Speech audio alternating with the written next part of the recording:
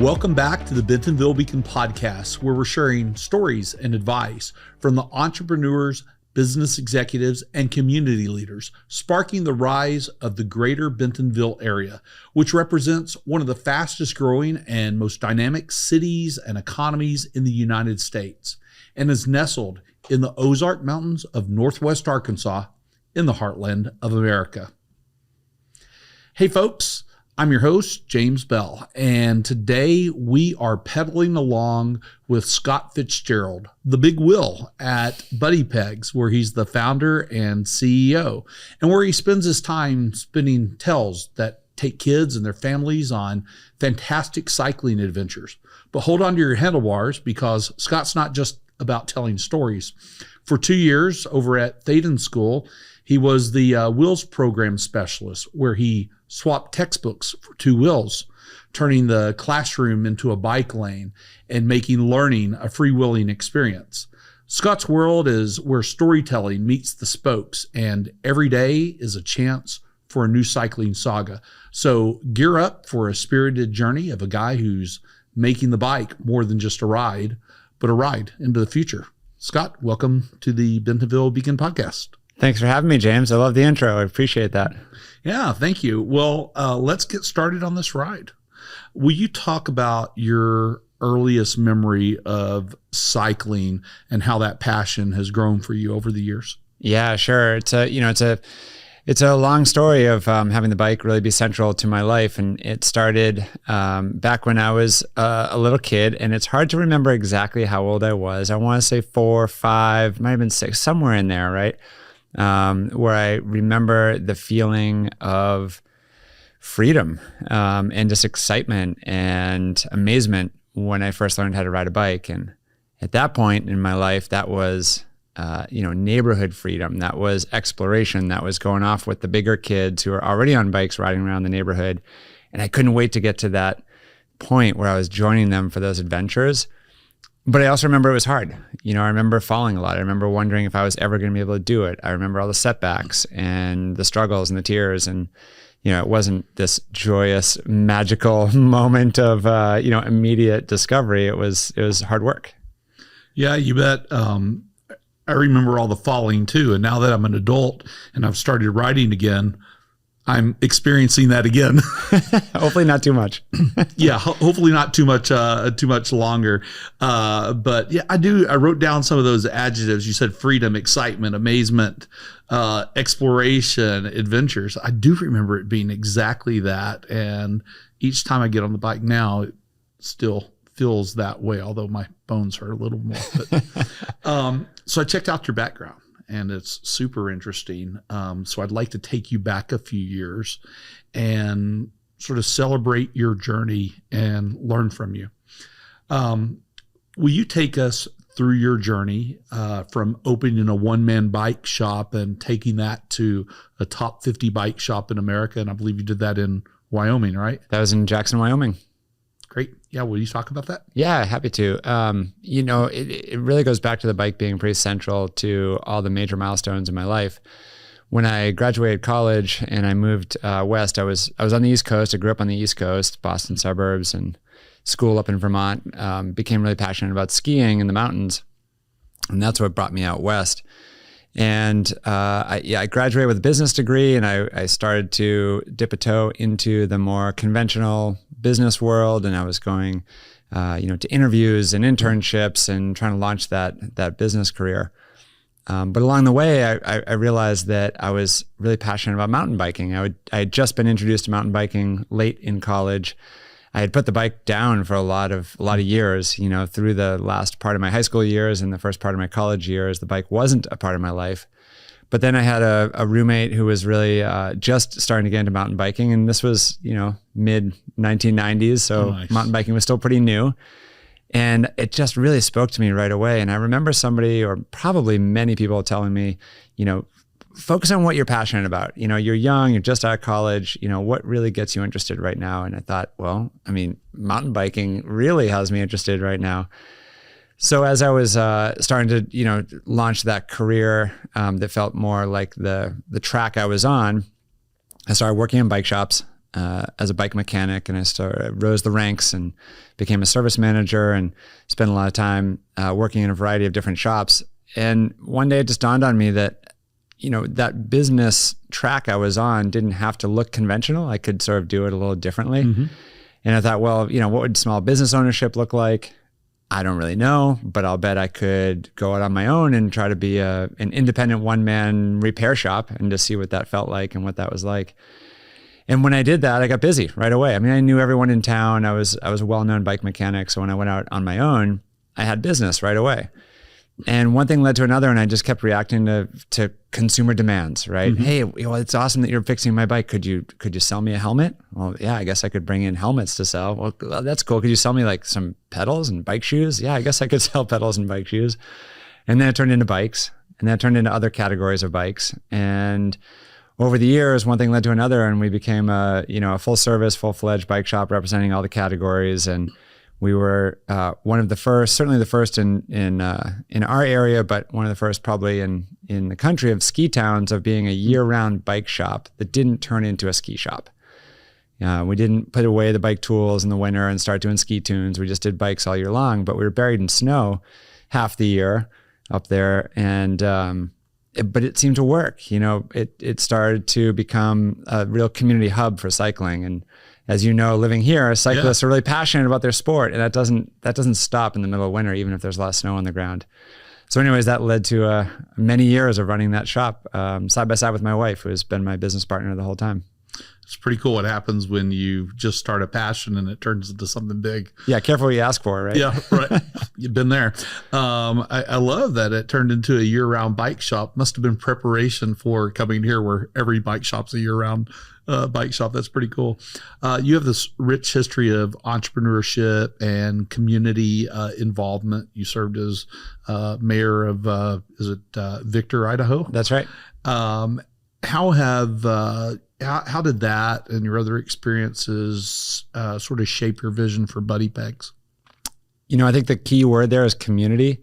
And that's what we talked about a lot at our bike shop. And it wasn't that we, invented this idea or, tried to own this concept. It really was just so obvious. It was like written in plain sight. It was just right in front of our face that, wow, this shop environment and what we love as, bike shop enthusiasts is the community, right? It's people coming together. It's bumping into a friend at a bike shop. It's meeting your partner at a bike shop. It's just having these interpersonal experiences, and bike shops are just these magical places that cultivate that. Mm-hmm. So through the years when we were developing, our growth as a bike shop, we just kept coming back to this idea of community. And for some reason or another, probably books I was reading at the time and conferences I was going to and webinars I was sitting in, the concept of community just became really strong in what we were looking to do. And that really led to more community involvement and engagement. So I was pretty young at the time, but I recognized that going to a community meeting was important. Going to a city council meeting matters. Showing up for a volunteer role in launching a community event is important. And we just started doing more and more of that and realized that community give back was really central to what we wanted to do. Certainly from an entrepreneur's perspective, I mean, we've always been a for-profit, organization and business and whatnot, but it's so important to give back to the community and be involved beyond just the transaction of selling things. And eventually that led to public service and running for office and all that. That's cool. Well, let's talk about Buddy Pegs. Will you share with the audience about Buddy Pegs' mission and how it is that you fulfill that mission? Yeah, you bet. We take our mission really seriously, and our mission is to help save our home planet. It's really as simple as that. We adopted that mission statement from the company Patagonia, who a couple of years ago rebranded their mission, or they reimagined their mission. And when they did that, they made a big announcement saying, hey, really, why are we in business? We're trying to develop business practices and mindset and core ideology that helps us preserve our planet for the future generations. And there's no bigger mission than that. Mm-hmm. And it really dawned on me when we were thinking about why we wanted to get more families on bikes and more kids on bikes. It's all, in the vein of trying to help make the world a better place for future generations. And we believe really strongly that kids who grow up with a close connection to the outdoors and a close connection to their family become the leaders we want to see in the future. They're the citizens we want to see in the future. They're the neighbors we want to have in the future. So how do we get kids connected to nature? How do we get kids connected to their families more strongly? The bicycle is an awesome vehicle for that. So really what we're trying to do is create confident kids and connected families. It's one of our taglines, and use the bicycle as a vehicle for doing that. So yeah, we're trying to create the leaders of tomorrow. But what it looks like is day to day, we run a whole bunch of bike classes to get kids excited about riding. That's neat. Confident kids and connected families. I love that. We have a 3-year-old at home. We started late. We also have another baby coming in December. Yeah, congrats. Thank you. So hearing all that is really speaking to me. So how does it work? I think you have memberships, and we just talk more about what it is that you offer and how the memberships work, and what's the target age for the children that come to Buddy Pegs. Mm-hmm. Yeah, you bet. So first and foremost, our target age, we start our programming at 2 years old. Wow. We go up through the elementary years right now. So that's typically about 11 years old. Nowadays, with the advent of the balance bikes, we're really fortunate to have Strider here, sort of leading the way in balance bikes. They allow kids to get on a bike at a really early age. Sometimes that's 18 months, sometimes it's younger, but really 2 years old is when most kids can get on a balance bike and confidently start to move it around a little bit. So that's where we start our programming. And the whole idea is that we want to offer programming really similar to what other parents or what parents experience in other sports or other activities. So if you have a child that wants to get into gymnastics, soccer, basketball, baseball, name any sport, martial arts, music, dance, doesn't matter what it is, there's a programming path. There's classes and there's an environment that parents can understand, that I can sign my kid up for this thing. Experts will teach them how to do it. They'll make it really fun. And the likelihood that they'll adopt that sport or activity goes way up. It's really no different than what we do at Buddy Pegs. We're just trying to reposition bicycling in the minds of parents and say, biking can be just like gymnastics, can be just like dance, can be just like sports. But there's no framework for that currently in the US. So what we're doing, the reason why we moved here to Bentonville, is to create and really help create a national model for early childhood cycling education. So to get to your question, what does it look like, membership, et cetera? There's a lot of different ways that parents can sign up for our programming. Membership being one of them, where a parent can sign up for membership and come to as many classes a week as they want. If they want to come just once a week, they can sign up for a once a week program. But it really is pretty simple in general. If you're used to signing up for any other thing for your kid, you can come to Buddy Pegs and sign up for a bike class. And that sounds cool. Well, like I mentioned, we have a 3-year-old. He's pretty rambunctious. He's had a Strider bike since, I think I bought it for his first birthday, but he didn't pay attention for a little while. And as of late, he's paying a lot more attention to it. And I've noticed his butt's hitting the seat. So it's time. So what do you recommend? How does he get started? Well, the first thing to know about is the bike size. And there's a lot of confusion out there, and it's hard to find the right information if you're a parent about what wheel size, what bike size, at what age. So again, we try to really simplify that and boil it down. And we just tell parents, I'll tell you right now, buy on the birthdays. And every birthday for a number of years, you're going to get a new bike. Nice. So that Strider that you have is really a 2-year-old bike. And so you're right, that seat's probably pretty high right now. And it still works, it's fine. A 3-year-old on a Strider is no problem. However, they really, at 3, could be going to the next wheel size, which is a 14-inch wheel. Not every brand makes a 14-inch wheel, but we do have a local bike shop as part of Buddy Pegs, so we can offer parents all the best equipment at the right ages and the right milestones. And we love seeing a child progress in wheel size, in diameter. And for parents that don't know what I'm talking about in terms of 14, that's inches of height, right? The wheel is 14 inches high. So your Strider is 12 inches tall. That's right. At 3, Strider also makes a 14-inch wheel bike. You can go up to that size. And then at 4, we're going to recommend that you go up to a 16-inch wheel size. Nice. And then at 5, we're going to recommend that you go up to a 20-inch wheel size. There's some height variability here, some inseam variability, but not as much as you think. And then at 5 years old, going to that 20-inch wheel, most of the time kids can stay on that 20-inch wheel for 2 years. And at 7, a 24-inch wheel. And then at 9, most likely going up to a 26 or 27.5-inch wheel. So first and foremost, get on the right wheel size. It makes a huge difference because as kids get taller, I could get really nerdy on this, but the gist of it is if you are sitting, even as an adult, too far above your wheels, the bike doesn't have a lot of stability to it. That's right. So as kids get bigger, they're sitting way above their wheels, the seat post is jacked way high, and the bike becomes unstable. So getting on that next wheel size is key. And then programming. So we break our programming into preschool and elementary age programming.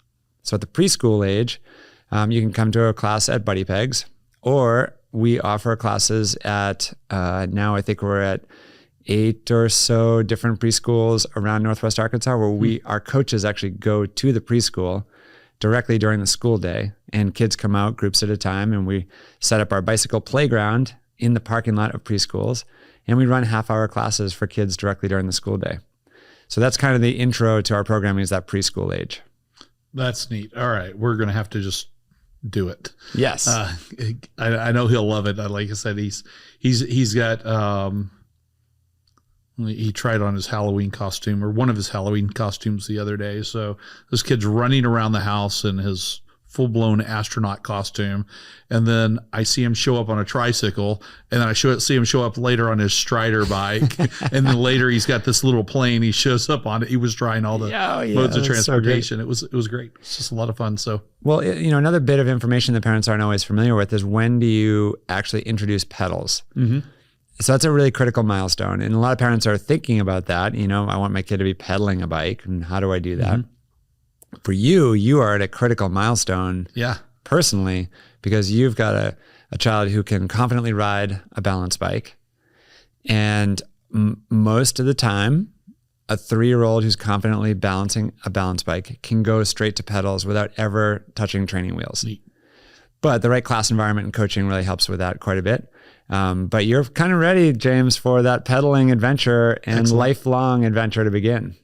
That's cool. I finally got him to wear his helmet. So I told him he couldn't even go outside with it if he wouldn't wear his helmet. That's the way to do it. He's ready for that too. Scott, Bentonville's become this hub for the cycling community, but also for the cycling industry, especially the last couple of years. Will you talk about your experience a little bit more about moving here, with your experience and how that affected Buddy Pegs? Yeah, you bet. We moved here in 2019 in September, but we first visited Bentonville that previous March, so March of 2019.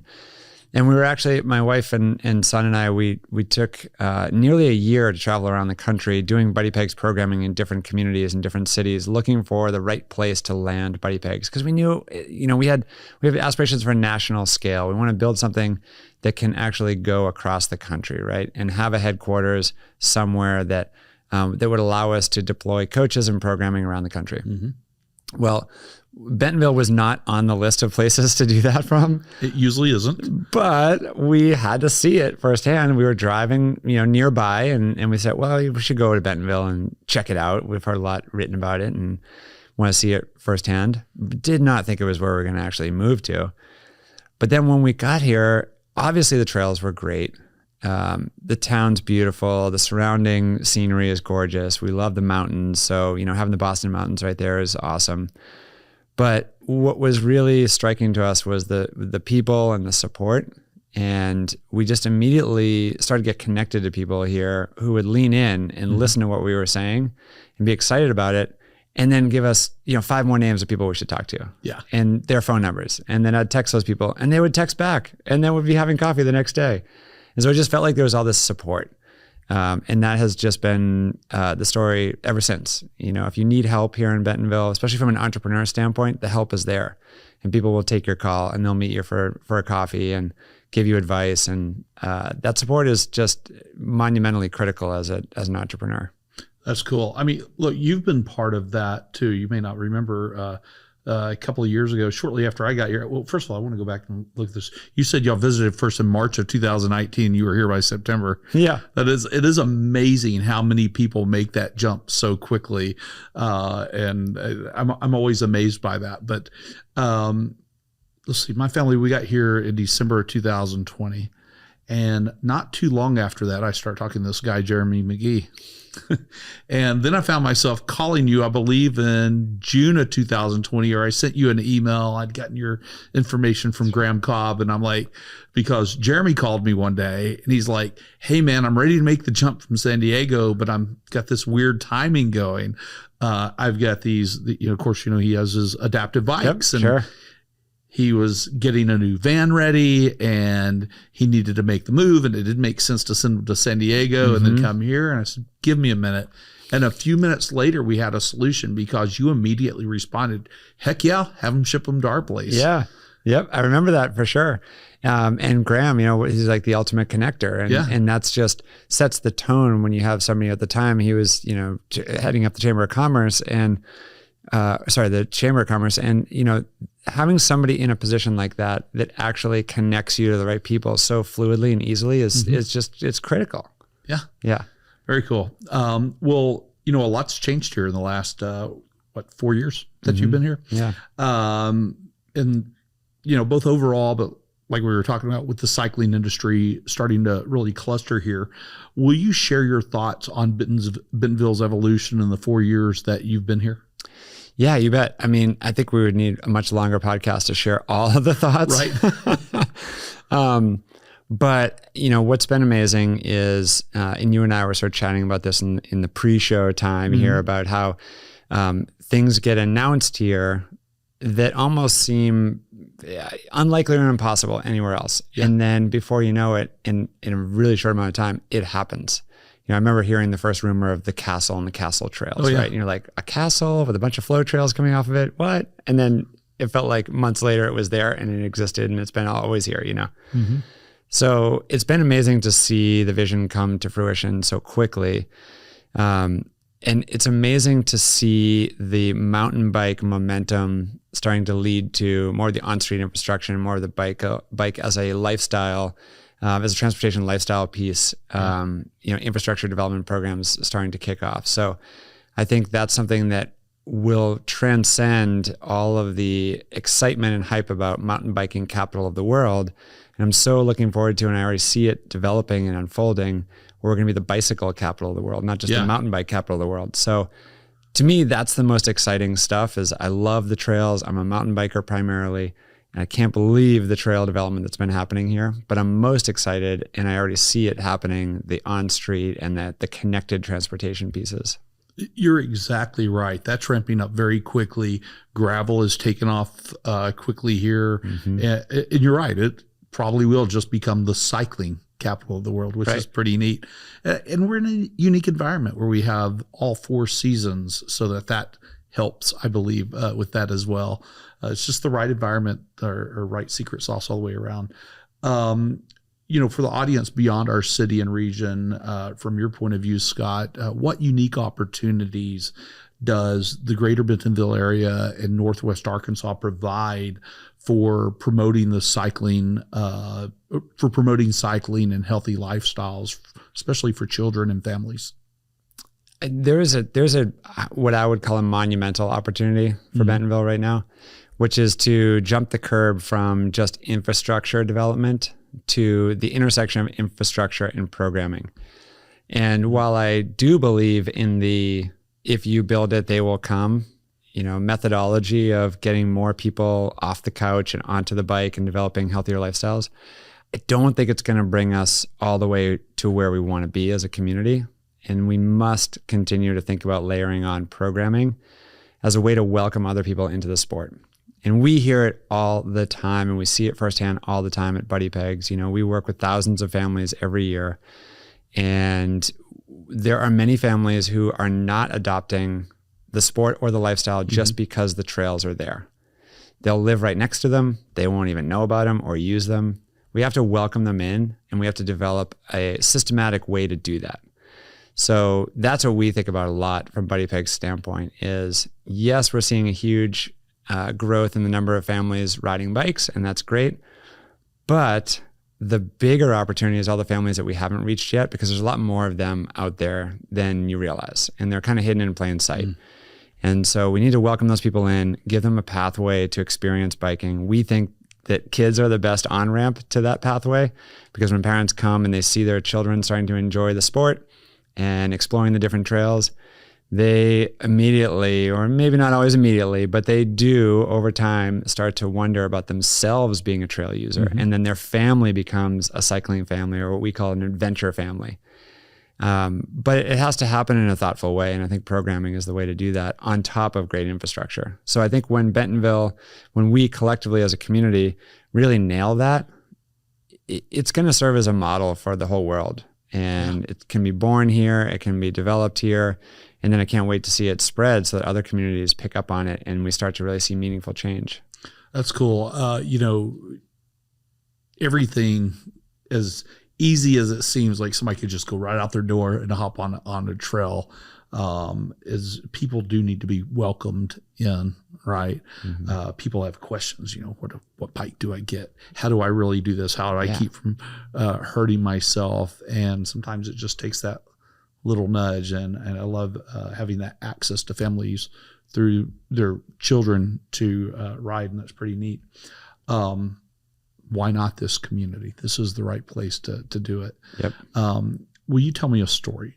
And this is the trademark question of this show. And this is a hashtag because Bentonville story. That's a moment or a full-fledged story where you look back at it and you think, you know what, that could only happen here. Or maybe it describes the essence of this place. Yeah, when we were first visiting here, it was 2019, like I said, in March. And I was really eager to meet people who were doing cool things here and innovative things, and were interested in obviously what we had to say about youth cycling. And so I was really trying to connect with people and, swapping phone numbers and, like I said, meeting for coffees and whatnot. And so it put me on sort of high alert for if my phone, dinged, if there was a message coming in, right? I'm not a huge social media user. We do for our company, but personally, I'm not on there a lot. But I was riding through town when I was here that first visit. I was riding with my son, and my phone binged and vibrated, and I looked down, and it was a Facebook Messenger alert. And so I stopped on the side of the road because I was like, well, this could be somebody I was trying to connect with, and I was doing a lot of outreach.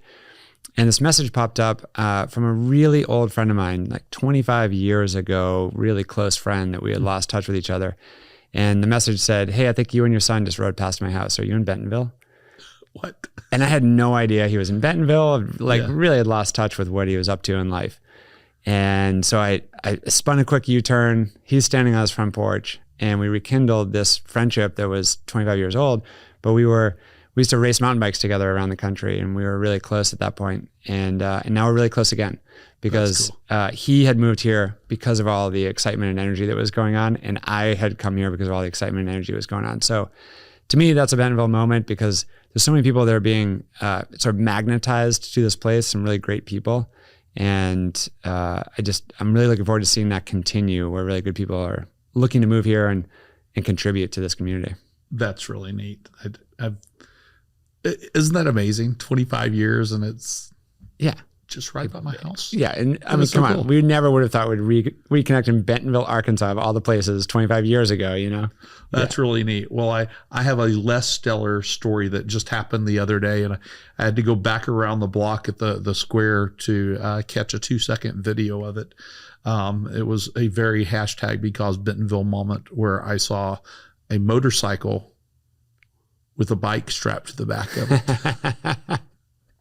I've seen a couple of those around now. That's a new trend. Yeah, that's really cool.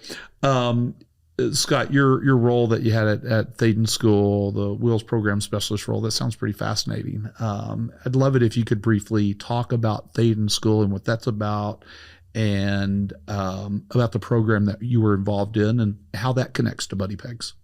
Yeah, it's really another Because Bentonville story, really. When we were here visiting, we also heard about this new school that was being built. The campus hadn't been built yet, so Thaden School was still operating out of trailers over by where their barn is and their pump track. But there was a parent info night where you could go and learn about Thaden School. And from the little we'd already heard, it was something that we were really interested in. So we went and we sat and we listened to Clayton Marsh, the head of, founding head of school, still current head of school, give this speech about what the future of Thaden School was all about and the educational core ideology of what they were trying to build.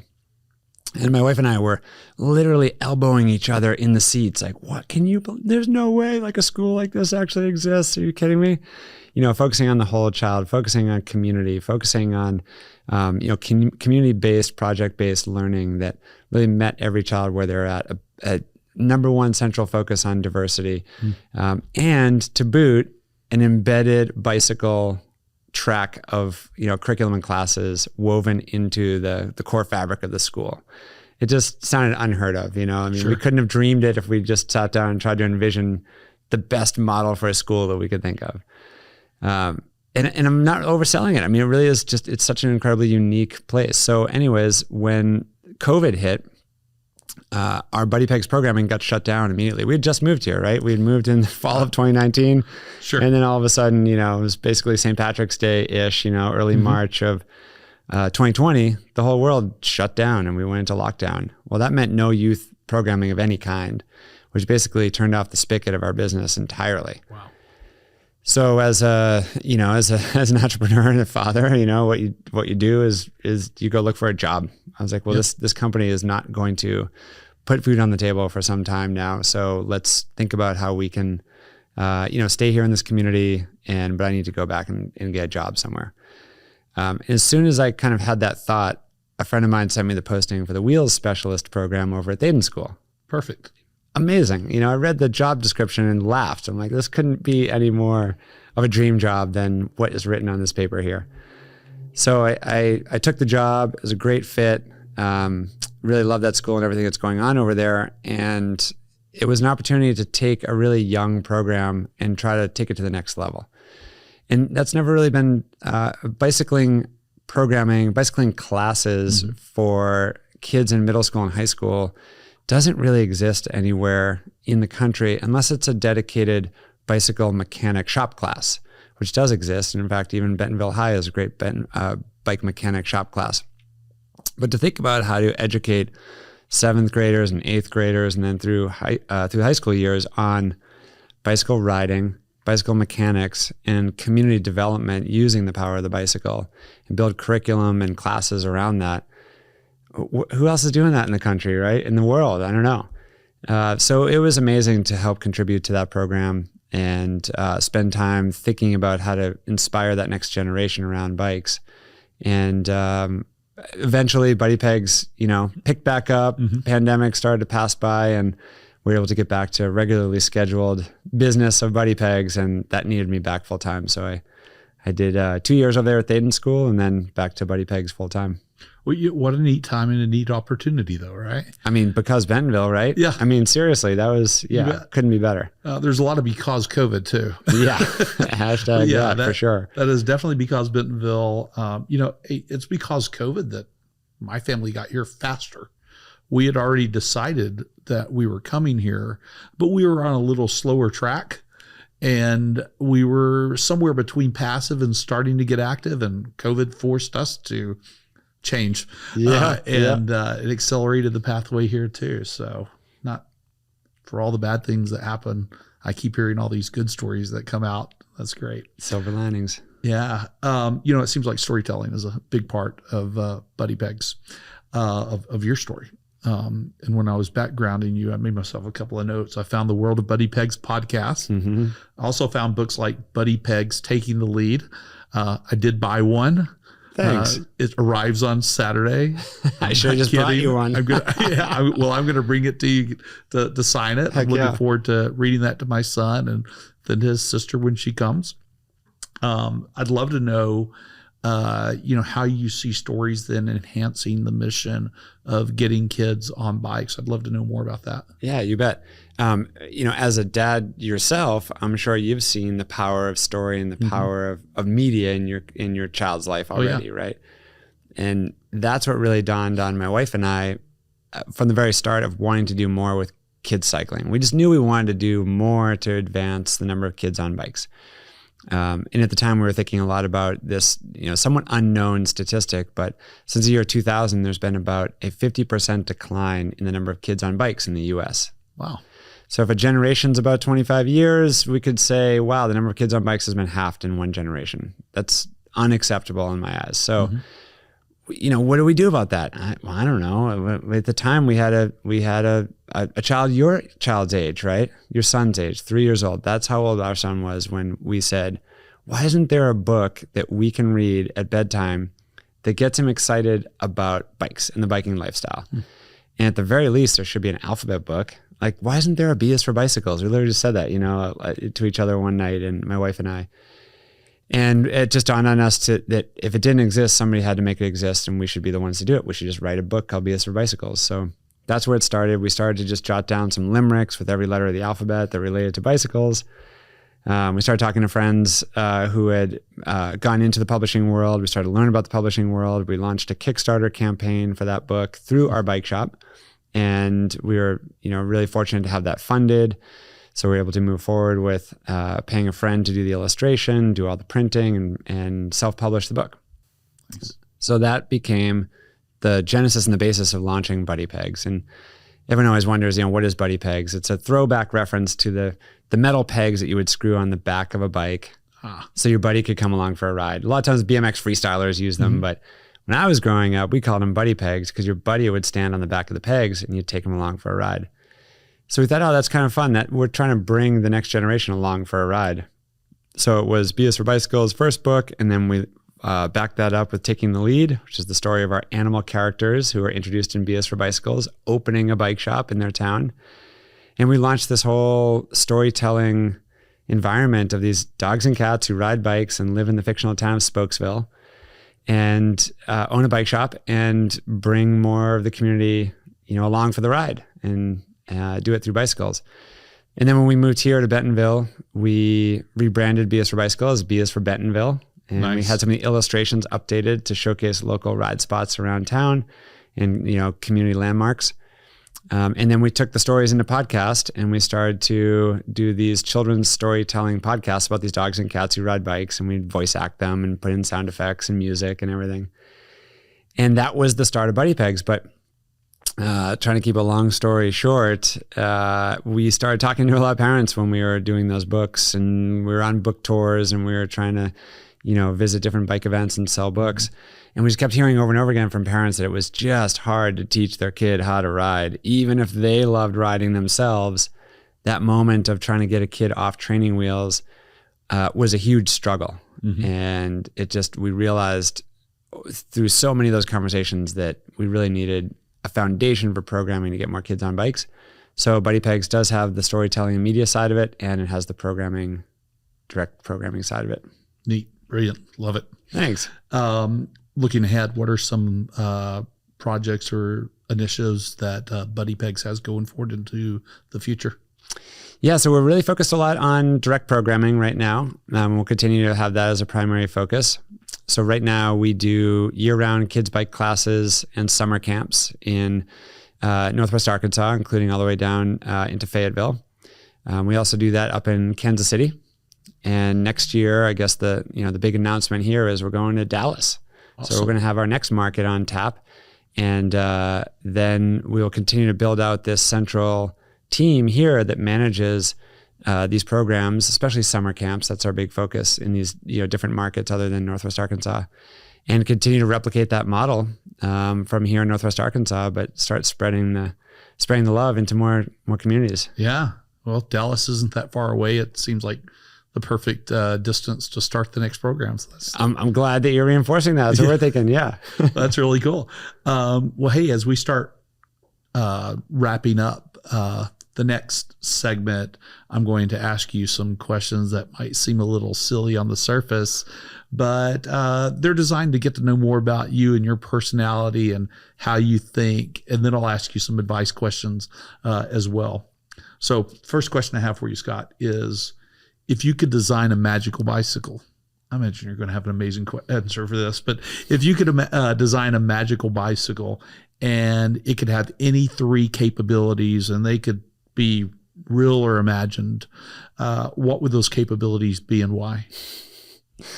All right. I can't miss this opportunity to tell you about my magical bicycle. Oh, nice. This magical bicycle is a bicycle sold at Walmart. Okay. And it has modern geometry. It doesn't have training wheels. and it has a freewheel so the pedals can pedal backwards. Nice. And it's still sold for the same price that they have them sold for there now, which is very low, but that's okay.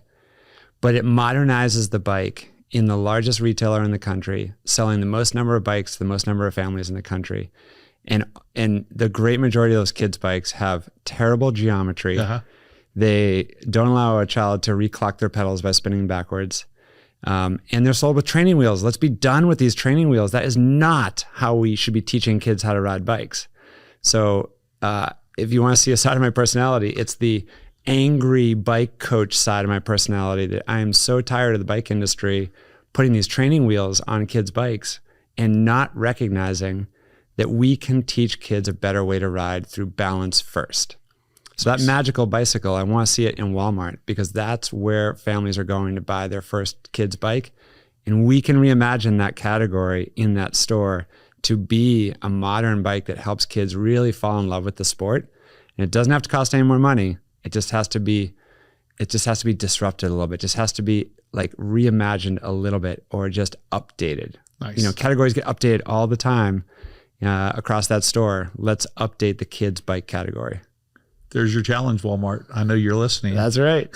Some of you out there are listening, I know. So spread it through the organization. And let's talk. Let's see what let's we can talk. do. Let's reinvent those bikes just a little bit. Not a huge reinvention, but just a little bit. I love it. What is the most unusual or unexpected place that you've had an opportunity to ride?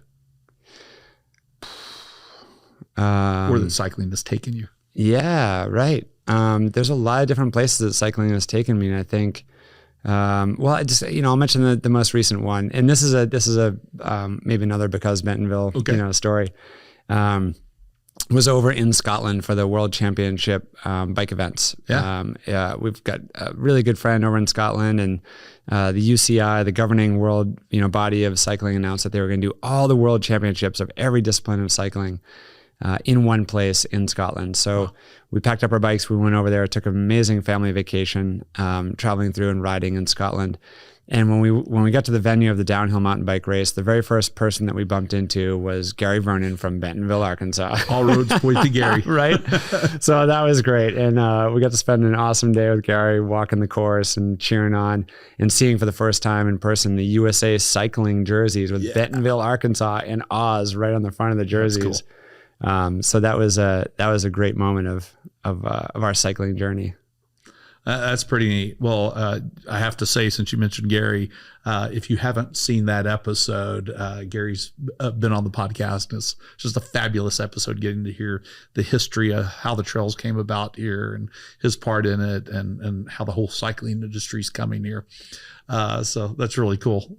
So if Buddy Pegs were to be the theme of a children's animated series, wait a minute, that sounds like something you've done. Could be in the works. Yeah. Yeah.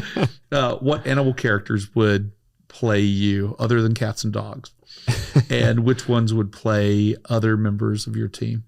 Well, it's a funny question that you asked, because we talk about that a lot, and we actually have members of our team that voice act these different animal characters. So it's actually closer to the truth than you realize. Wow. So the owners of Buddy Pegs in our storytelling podcast are me and my wife, and then we have other supporting characters who play different roles. So, there's a lot of opportunity to talk about animation and getting I'm going to deviate off that question just a little bit, because I think it's another important thing to be thinking about if anybody's listening, in terms of how we get more people on bikes, especially more kids on bikes. Why don't we have TV shows for kids that have animal characters riding bikes? Right. We celebrate the cars, we celebrate planes, we celebrate trains, all in these kids media ecosystems, right? Let's have one on bikes, and let's introduce kids to bikes in the way that other transportation modes are already doing it, and sort of normalize bikes and get kids fired up about bikes from that early age through media. That's I'll play any character you want me to in that. Let's do it. Exactly. Well, now that I'm getting to see all the kids shows of today. Yeah, there's plenty of shows out there that I think can do this, from animated shows to ones with this guy Blippy. Yeah. Let's get him over here to Buddy Pegs and to check it out. Yeah, why don't these exist? Right. That's great. Yeah. Okay, with time running short, not quite sure how much time we have left, but I'll ask you a couple of advice questions throughout your journey with Buddy Pegs, and even before that. You've worn many hats. We've talked about some of them. I'm feeling kindred spirit here, thinking about my past. As an entrepreneur, community leader, educator, and more. What advice would you give to somebody who's looking to follow a similar multi-dimensional path? The best piece of advice that I've ever received is ask for help. And build a support network around yourself. Do it in a way that is structured, and this is the hard part, but it's not that hard, really. But ask people to help you, and ask them to do it in a certain way that allows them to actually contribute to what you're doing with their advice, not a lot of their time, and do it in a regular, in a sequenced way where you meet with a board of advisors for yourself on a regular basis, and figure out who you want to get advice from, and just go ask them for advice, because most people will give it to you especially if you put good structure around it, because you can't do it alone. And that is sage advice. I've never done the board of advisors thing for myself, and I've heard that from people before. I just need to quit thinking about it and doing it. But I've started a few companies, obviously in this job. This is my way of getting to do community leadership. I've taught in an MBA program, but putting a board of advisors around me sounds better than just asking for help. Yeah, I right. love that. And people will lean into that more. Yeah. That's cool. Okay, next one. In the realm of social entrepreneurship, especially in the cycling and the outdoor industry, it's rewarding, but it's also challenging. What key lessons have you learned along the way that could be beneficial for others to know that are venturing into this space? The lesson that I think it's a lifelong lesson, maybe I'm just stubborn and whatnot, but it's expect to not be supported, right? It's okay. Everyone's busy. There's lots of stuff going on. People are focused in a lot of different ways on a lot of different things. So your great idea is not always going to be everybody's great idea. Yeah. And just get used to that, and believe in yourself. Continue to go in a direction that makes sense for you, and know that when support doesn't come, it's not because it's a bad idea or you're going down the wrong road. It's just it might take a little longer than you realize to get the support you need. Yeah, that's right. Your own best advocate is yourself, right? People are all busy trying to do great things for themselves, for their families, for the things that they believe in and support, but you have to be your own best advocate. I would say the flip side for the entrepreneurs out there to that is this reminder that goes back to the last thing, is a lot of times folks won't ask for help at the earliest stages in their business because they're afraid somebody's going to steal their idea. Right. No, they're not. Yeah. The likelihood that somebody is going to steal your idea is infinitely low. Yes. Because they already have a passion and a dream and something they're doing. And if they don't, they're not going to be passionate enough about your idea anyway to take it. I think those two things sort of work together. I have two questions left for you. The first one is, if somebody wants to reach out to you or learn more about Buddy Pegs, how do they do that? Well, I'd love for everybody to come and visit our location. So we have Buddy Pegs HQ. That's our headquarters. I think it is the last building in Bentonville to the north. It's on the Wishing Springs section of the Greenway. And you emerge, if you take the Greenway, out of the tunnel under I-49, and we're the first building right there. So a lot of people know about Buddy Pegs, but maybe they haven't come and visited yet. So I really encourage you to come check it out. We have a full family bike shop. We've got a full bike service department.